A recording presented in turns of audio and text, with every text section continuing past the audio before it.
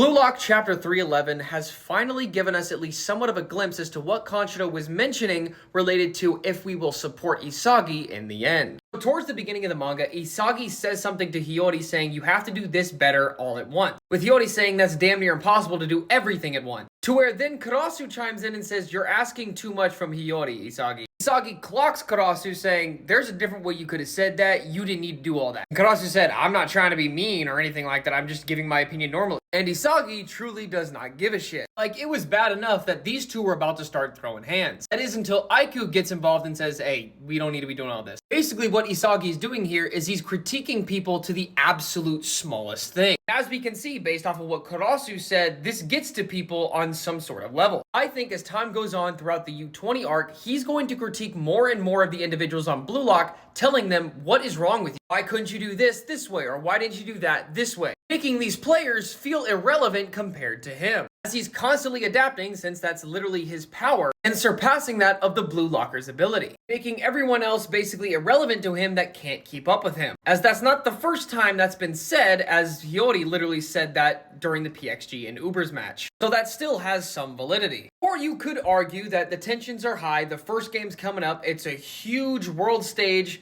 It's possible that's the case, but I get the feeling this was not just added into this chapter just to be added in. This is definitely foreshadowing something that we're going to see in future chapters. And that in itself may or may not break the Japanese team.